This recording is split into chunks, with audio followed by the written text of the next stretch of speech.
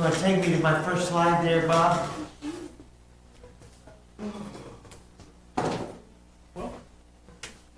Well, it's good to see everybody. We had a great time. We had 2 C days out of 13. The rest of the time we were going from like 7 in the morning to 7 in the evening, going to Ephesus, Thessaloniki, Crete, Cyprus. We went to Cyprus, which is an independent country, Turkey, Greece, all these cities. I know more mythology now than I've ever wanted to know, because tour guides, that's all they want to talk about was Greek mythology, and all we want to talk about was Bible. And but had Bible studies every day at all the sites, and we'd make a scriptural connection to everywhere that Paul went. Great. Did you find Noah's Ark? We did not find Noah's Ark, wrong continent. We did see, and you know, we kept saying, we don't need to see these places for our faith. But it is nice to see places that you can concretely put the apostles at. And in this case, like Paul at Fairhaven, where they took their boat in for a few weeks for safety. The name of that harbor has never changed. It's still Fairhaven. And the place that Lydia was baptized, it's the place where the Jews always met for prayers. And it's the only deep spot that they can do a baptism. So you know that that's where she was. And of course the Greeks, I was telling Carl, the Greeks like to build a church over every site that has their Greek Orthodox chapels and churches and places everywhere you go. But it's very cool to see those places. Well, it's going to come into some sermons and classes and stuff over time. Okay, so we're in Revelation chapter 21 tonight. And John is writing about the fact that we have an eternal dwelling. If you're sick, don't come in here. I hear you guys got sickiness. By the way, Ron Hintz was supposed to teach tonight, so I could take one more night, get some sleep, but he's got COVID now. Bad. Really bad. Anyway, Revelation 21, verses 23 and 24 said, the city has no need for sun or the moon to shine in it, for the glory of God illuminated it. What does that remind us of when it comes to the creation? What happened in the creation? Was there light before there was sun and moon? Yes. Yes, there was. God did that. God was the illumination for that first day before there was a sun and moon, stars. Anyway, it goes on, the glory of God illuminated it, and the nations of those who are saved shall walk in its light, and the kings of the earth bring their glory and honor into it.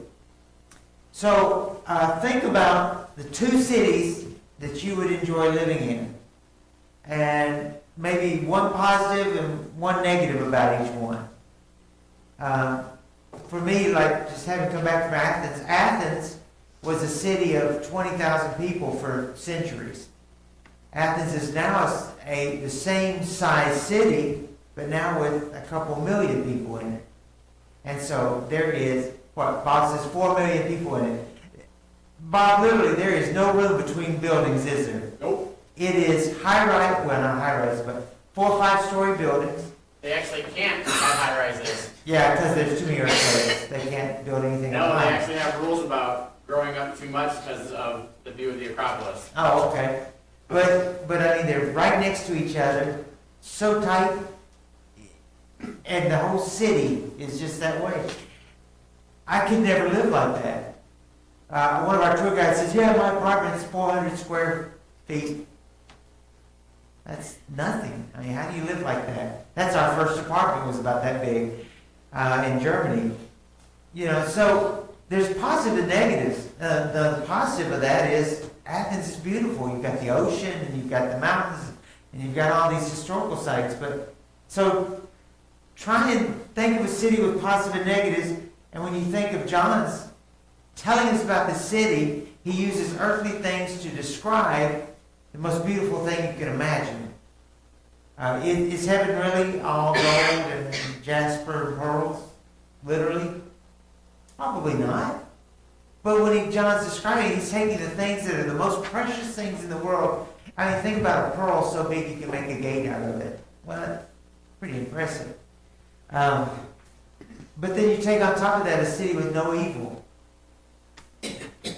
I was telling them back there that this church we went to Sunday night has 5 services, and one of those services, it's 5 different languages during the day that they have services in. Goes all day long. But one of them is a Russian language service, and the people that are there are Russian, Ukrainian, and Chechen. What do you know about those 3 countries? They don't get along. They don't get along.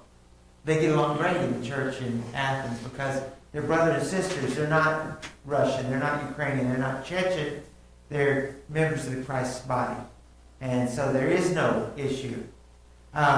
Same thing with the Muslim or the Farsi service, which is former Muslims. They're Iraqi, they're Iranian, they're Libyan, they're, all these.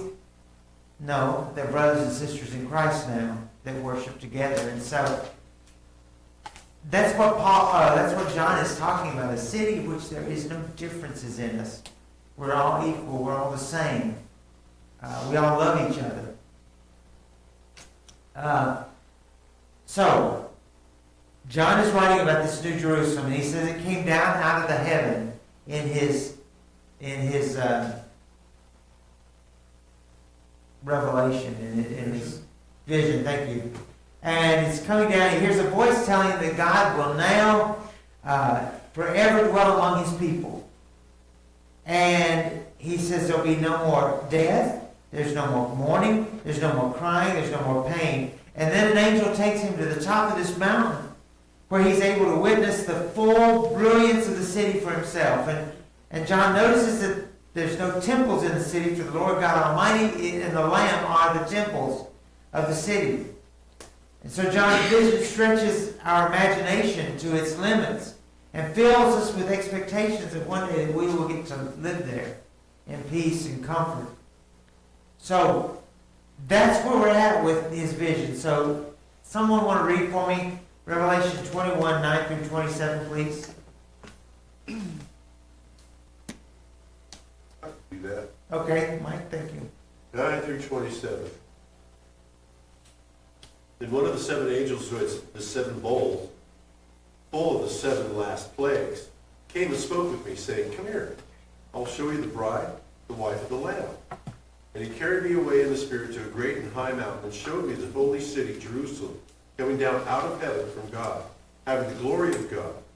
Her brilliance was like a very valuable stone, like a stone of crystal clear jasper. It had a great and high wall with 12 gates, and at the gates 12 angels, and names were written on the gates, which are the names of the 12 tribes of the sons of Israel. There were 3 gates on the east, 3 gates on the north, 3 gates on the south, 3 gates on the west. And the wall of the city had 12 foundation stones, and on them were the 12 names of the 12 apostles of the Lamb.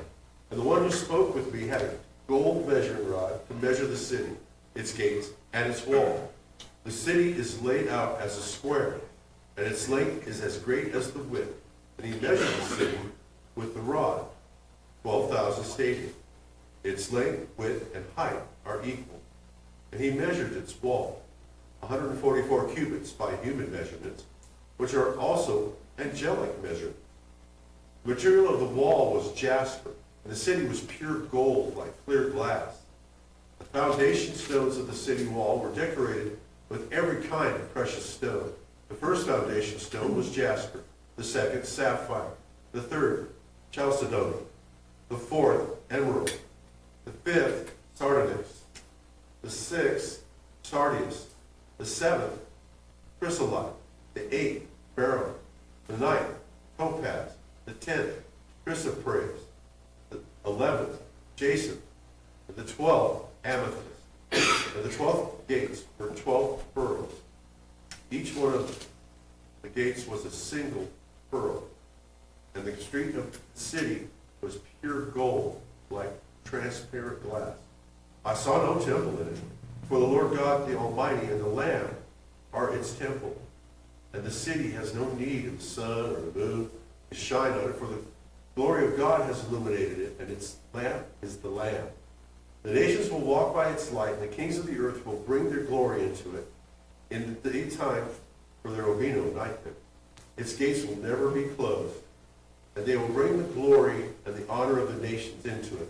And nothing unclean, and no one who practices abomination and lying shall ever come into it, but only those whose names are written in the Lamb's book of life. Okay, so what is unique about the walls and gates of heaven in New Jerusalem? Precious. They're precious. What else? What did you notice about the numerology? What number keeps coming up? Well, 12. So 12 was used biblically throughout about governmental perfection, totality, divine authority, and God uses it. I mean, what are some of the other examples we have of 12 throughout the Bible? 12 tribes. 12 tribes, 12 apostles. 12 apostles, 12 gates in the heavenly Jerusalem. He uses 12 to talk about governmental perfection. And God is our government, and God is perfection. And so, and even when he starts the measuring, it is Bob, help me with what I'm saying. It's functions of 12. Like the 144,000 is 12 times 12. You know, all these things are, Multiples. yeah, thank you. Multiples of 12, over and over again. So, again, it's perfection upon perfection upon perfection. Same with the jewels and the precious. I mean, gold that is as clear as glass. We've never seen anything like that. You know, you don't know how that can be. We look at, gold now. My ring's gold, and other than being scuffed up and stuff from over the years, it's still shiny. We saw one of the laurel wreaths from one of the ancient, had been found, and it was from one of the ancient Roman rulers, and the gold was so pure that I've never seen anything that bright and shiny. And of course, it's been dug out of the ground, and gold doesn't tarnish, and gold doesn't get encrusted with stuff even under the ocean floor. It stays pure. And it was the shiniest, brightest gold I've ever seen in my life. I have a picture of it.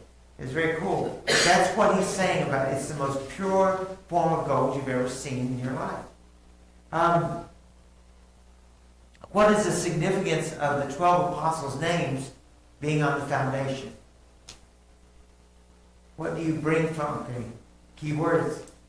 Apostles, foundation. Their teaching. They heard it from Christ and they sent it on. About their testimony. The foundational truth of Christianity. Yeah. Their testimony is the foundation of our beliefs and what we are going to have. Think about it. How did the word get transmitted in the first century? Word of mouth. What else? Writings. The letters. Can't you imagine? You get a letter from Paul, and the cities were not that far apart in our standard, but still. So what do you immediately, if you're the church in Corinth, and you're about 2 days walk from Ephesus or 3, what do you do when you get that letter? Yeah, Share. You're going to copy it and share it. And when the church, when Ephesians is written, they're going to share it. I've told you the story before that a group of youth ministers or churches in China took Bibles and they each took a chapter or a book from the Bible and they wrote it, and then they would go to these meetings and they would share that because Bibles were so hard to get in communist China. So they would rip them out and they would write them down in their congregation and then memorize it and share it. And when you can't get the word, you do whatever it takes to have that. That was kind of the whole point of the movie. What is it, the Book of Eli? What's the name of it? If you haven't seen that movie, it's the apocalypse, and there are no Bibles, and they're trying to get it, and they kept trying to figure out what this guy has, this knowledge, and they turned out that this blind guy has the Bible memorized, basically. And that was the knowledge they were trying to find. But it was that important to him to keep the knowledge of the Bible alive. So why is there no need for a Bible in the New Jerusalem? Why is there no need for a temple in the New Jerusalem? The whole city is a temple. I mean, it's because God's presence is there. There you go. Yeah, God is that temple.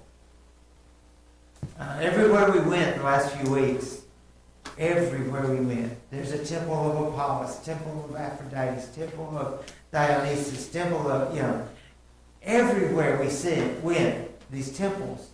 We have no need for that in heaven because God is there. He is the ultimate, penultimate thing of worship. I wasn't saying idol. I was trying to think of idea. That's what it was. Idea of worship. Can you tell I hadn't had any sleep yet? I can't think straight. While we were gone, we saw this video popped up or was shared, I don't remember. But it was Declan a couple years ago trying to light a fire, and he had 2 sticks, and he's heard that you rub 6 together, and he's just rubbed these 2 sticks, and that's never going to work. Just the way he was doing it. But it was very cute. But it didn't replace me having my Declan with me that, while we were gone. It's not the same. A version of God is not the same as being with God. And that's the whole point of heaven. You're with God. We tend to think about, can we sing for all eternity? That's not the point of it. You're with God, so you will want to sing. You think about our worship Sunday is lasting 12 hours. It's not the same. That was one of the most wonderful days of worship I've ever had in my life. It wasn't because we weren't sitting there. It was because we were walking and worshiping and praying and singing and reading Scripture. And we knew we were walking in the footsteps of Paul. And that made that whole day amazing. It was not an effort to do that at all. So what of these descriptions of Paul, of John, are most memorable to you in this description of heaven? What hits you the most? Perfect. Perfection, okay. What else? The beauty of it is so descriptive. You want to be there. You want to, and I know that it's symbolic of all the different things it mentioned, but I think it's beyond our comprehension, Yeah. and we're going to be in awe of it when we get there. Yeah, if somebody says summer is going to be clear blue skies and warm and nice, and if we've had a long winter, it's like you can picture that, right? You really want it. That's what this is. Let me tell you the most incredible things, and so you can want it, and it'll be better. It'll be better than it. Yeah, what else?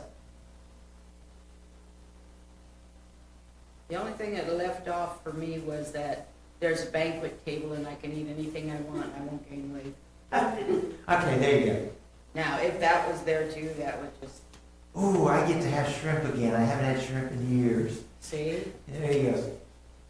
Notice when he says in 17, he measured the walls and found them to be 216 feet thick. That's a thick wall right there, buddy. According to the human standard used by angels. I don't know what that means. That's an interesting thought. But that's a thick wall. But again, what is the concept of a thick wall? We saw some Roman walls that were about 6-8 feet thick. Why would they build them that thick? Don't they ride on them? Huh? Safety. Don't they ride on them? Yeah, they did. Sometimes it was chariot width, so you could take it around and still have men manning the tops of the walls. But also, what else did it do? Safety. Protection. Safety. Yeah, in the days when they would take those catapults and throw huge stones at it, it kept it from being able to bust through that. It was absorb that strike. And Yeah, keep them from using battering rams on it and stuff. It was interesting. One of the things that I thought about is we don't see buildings in our country that last 100 years, much less. We saw, I was telling Carl, I think it was, this is a country that has earthquakes all the time. And so most of the temples were in ruins. You know, those huge 20-foot high, 30-foot high pillars were down. Yet, there were still Roman arches standing in all these cities. In almost every one of them, there'd be at least one building, no cement. These arches were just put together by gravity and using a keystone in the top that would lock it together, and they had survived earthquakes. Well, that's what he's talking about. These angels are building this to last forever. And again, it's the idea of permanency, of never ending. I think it's a neat thought. Anybody else have comments on that spectacular description? Karen does. It says nothing impure will enter it. You know, I watch the news and all the stuff going on in the world and people fighting and fussing at each other and the floods and the earthquakes that are happening around in our United States, and I get weary of that. And nothing impure will be there, so we'll be they're again protected from all that. Mm-hmm. You know, even when you look at this, it talks about the length and the width. And we all know length and width being equal. But then it also talks about the height. And that is almost beyond our comprehension, how things are stacked on in this life. Because to see something that is both length, width, and height at the same dimensions is incredible. Didn't it say it's 144,000 miles long by 144,000 wide by 144,000 tall? 1,400 miles. 1,400, okay, thank you. That's still an unreasonably huge city. Yeah. But yes. Is that what you were going to That's say? what I was gonna add on to what Hal just said, is that 1,400 miles long, wide, and tall, it's massive.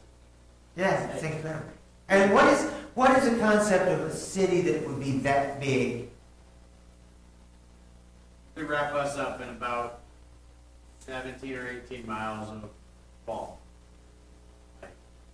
So that is, even Chicago would only be a few hundred miles of fall. I don't even think that would reach up to 1,000. So what is the purpose of the description of something that was so tall, so long and so wide? There's room for everybody. There's room for everybody, yeah. Nobody's going to get left out because of space. Yeah. That's an amazing thought. It's almost beyond our imagination. I will tell you, funny, on Declan today, I was telling him about the ship we were on, and I said, it was huge, Declan. It's bigger than the church building. He said, was it bigger than Donald Trump? I said, yes, it was bigger than Donald Trump. It was 12 stories tall, Declan. Wow, that's big. Yeah, okay. I don't know where they came from, bigger than Donald Trump, but anyway. It's complete also, a good reference. Yes. Yeah. How can your place in that city be secured? 5 steps and then living. Florida's perimeter is 1,350 miles. Okay. Florida's perimeter? Yeah. Well, see, if Florida can hold every old person in America, heaven can hold us. Okay, so is anybody in here, with all the talk about deportation and stuff, is anybody in here afraid of being deported? Are you afraid they're going to come in your house and kick you out of our country? No. Why not? Citizens. We're citizens, right? So we don't need to be afraid of losing our spot in heaven. Can our spot in heaven be taken away? What is the only thing that can happen to my reservation in heaven?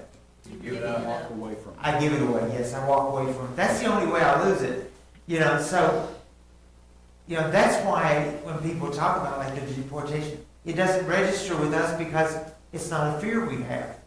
I get that it's a fear for some people, but not if you're legal. As long as you're righteous, not perfect again, but righteous, there's not a fear of losing your spot in heaven. When I was a kid, I didn't grasp that because I thought, oh, I tell them I'm going to lose heaven. You know, I had that fear because when you're little, it's all that black and white. I either sinned or I didn't sin. But as we get older, we get that comfort in knowing, as long as I'm trying the best of my ability, as long as I'm trying, I'm not going to lose that. Sunday, we're going to look a little bit about the fact that Paul thought he was losing something. And God had to reassure him that even Paul stumbled in that thought, but we'll talk about that Sunday. Excuse me. So what does this passage, this definition or description, tell us about God's ultimate plan? It's short. We're gonna be with him. Yeah. God's plan is to bring us home. Yeah, we'll be with Him. And that's pretty cool. We get to, or phenomenal, or some bigger word than cool. We need something big, but that's amazing that we get to be home with God.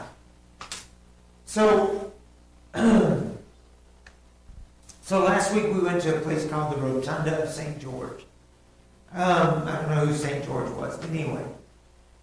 Excuse me. This thing is 1,000 years old, this building, nearly.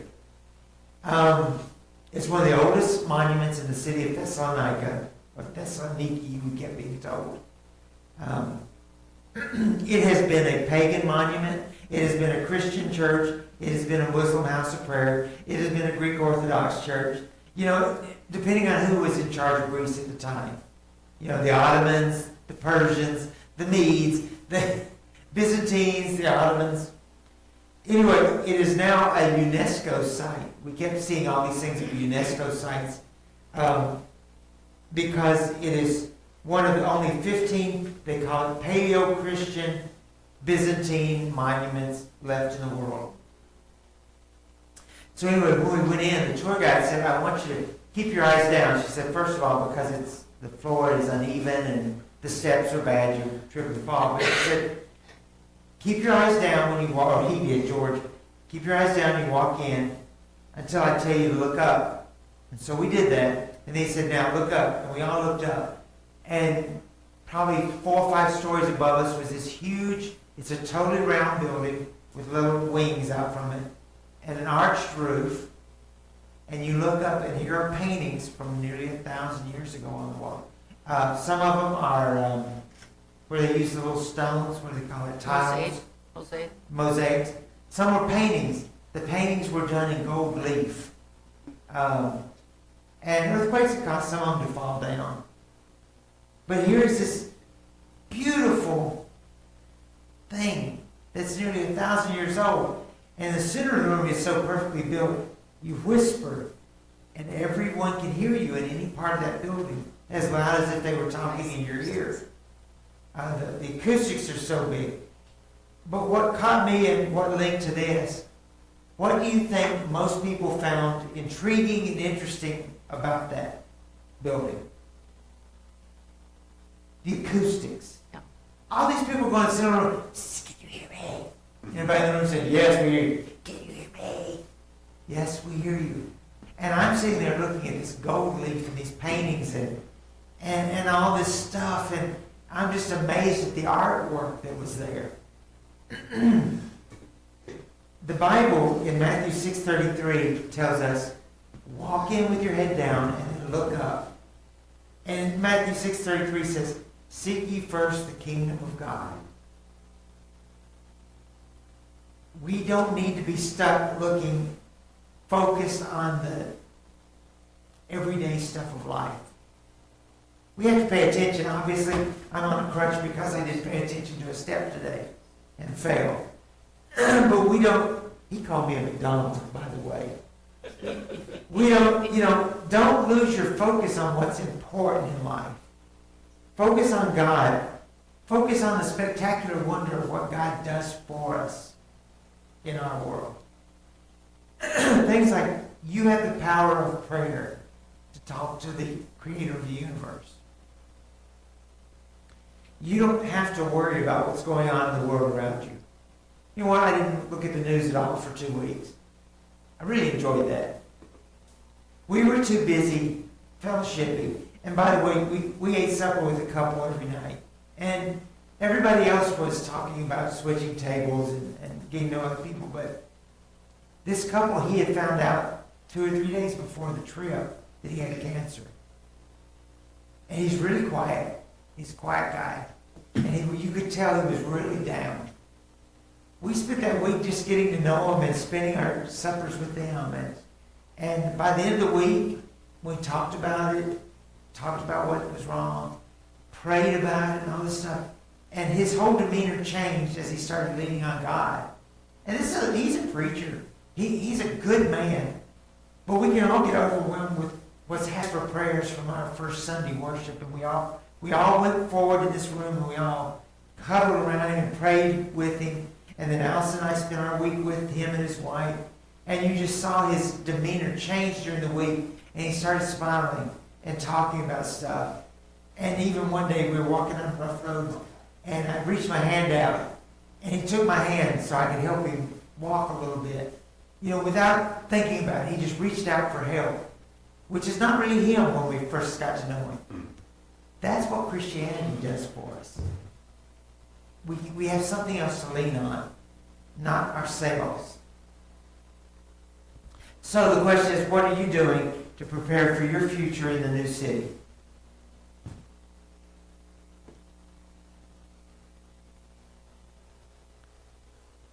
What are you doing to... Obviously nothing. Oh wait, you're all going to hell. Too bad. Well, first of all, we're all. Oh, thank you for somebody that's making a plan. First of all, we're all here. Prayer.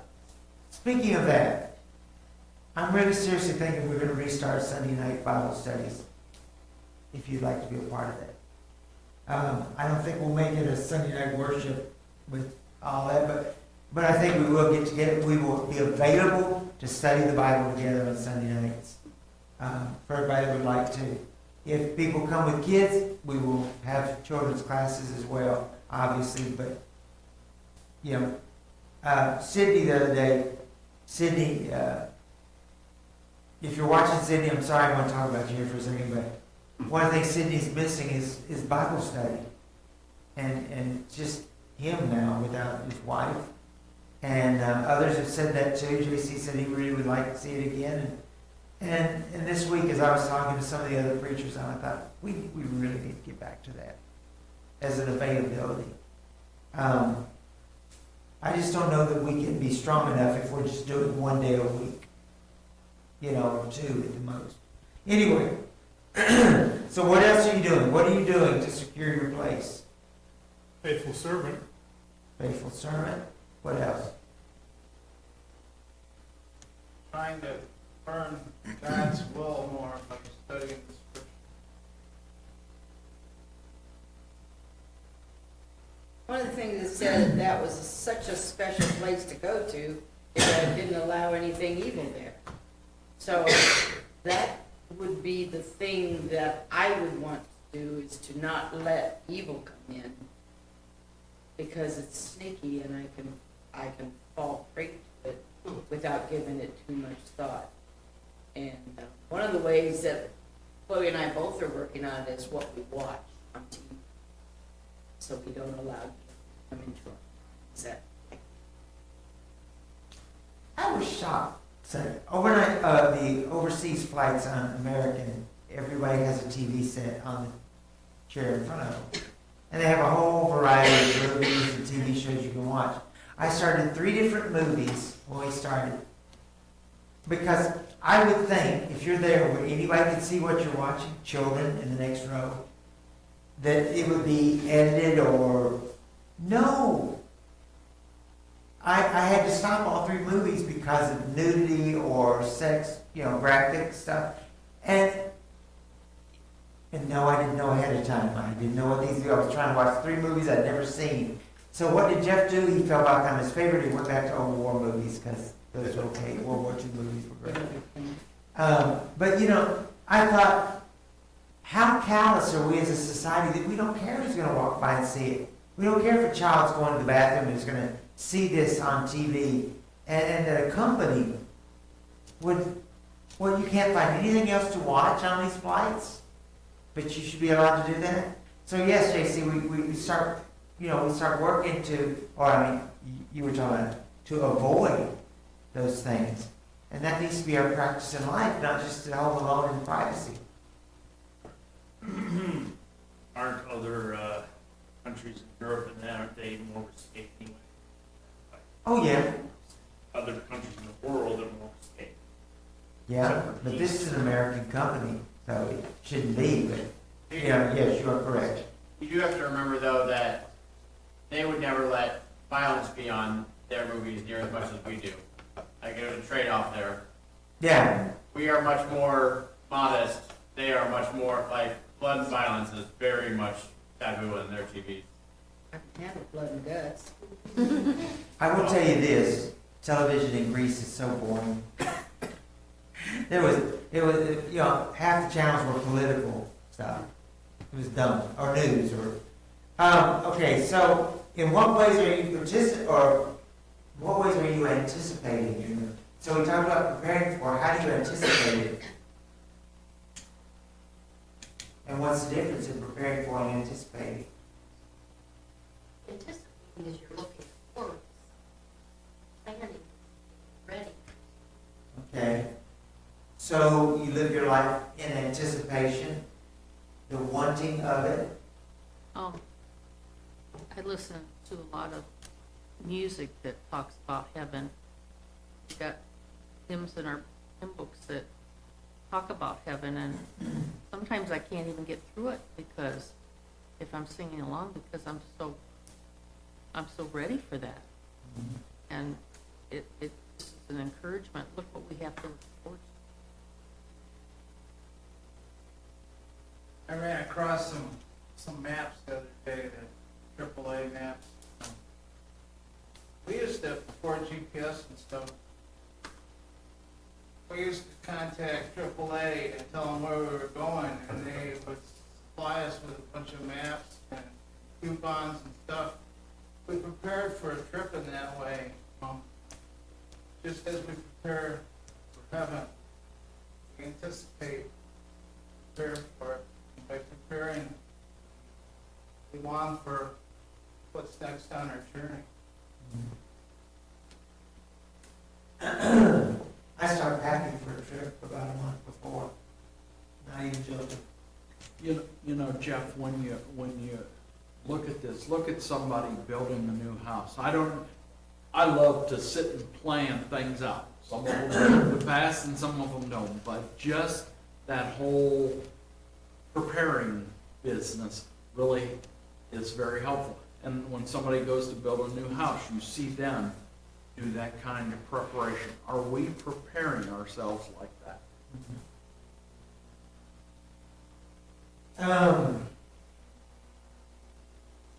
If you compare your heavenly home to your physical earthly home, what is the perspective shift in that? Is temporary dwelling more important or less important? Less important. Should be. One thing, Luton is always, he just can't believe we Americans live in such big houses with just, our house on Lincoln was a whole lot bigger than where we live now. He's like, you mean 2 of you live in this alone? I felt so guilty. I said, well, Ben and Casey and Liam used to live in it with us. So just you 5? Yes. For them, it's just unimaginable that you don't have your extended family living with you. And so temporary is less important when you want to be with others and provide for others. And that momentary thrill of a new home is just momentary. This is going to be something that lasts forever. And how how does John's revelation help you deal with death?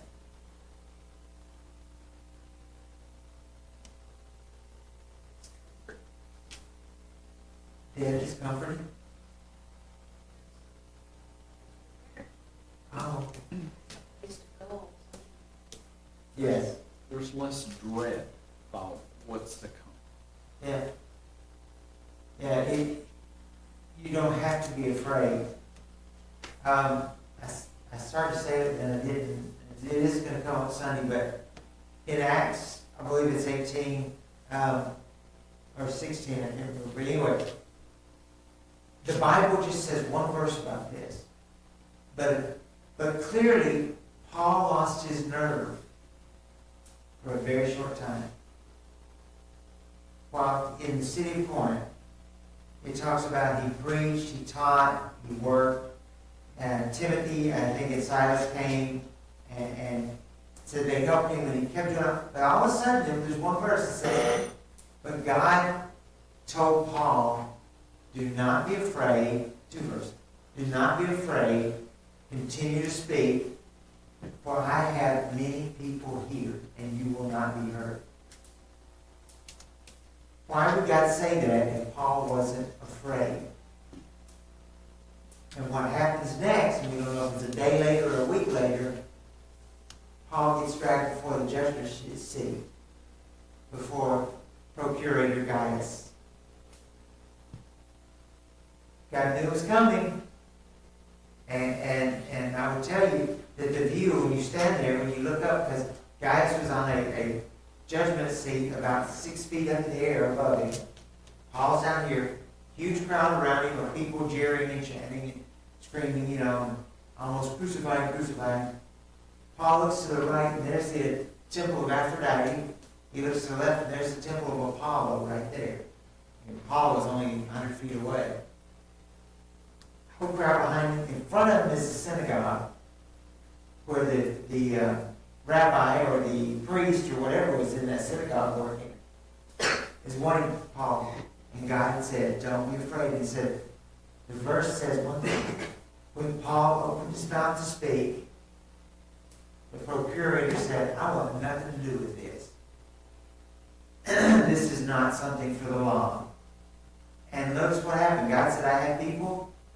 The people turned on the rabbi or the priest and started to beat him in the street. Paul didn't even have to say it. God said, don't be afraid, speak. Paul opened his mouth and God handled the situation right then. And it went away. Paul continued for another 1.5 years, and then he went on his way. There you just heard 20 minutes of my sermon. So, I have pictures of the sermon. How can this passage help you to encourage important heavenly possessions over earthly possessions?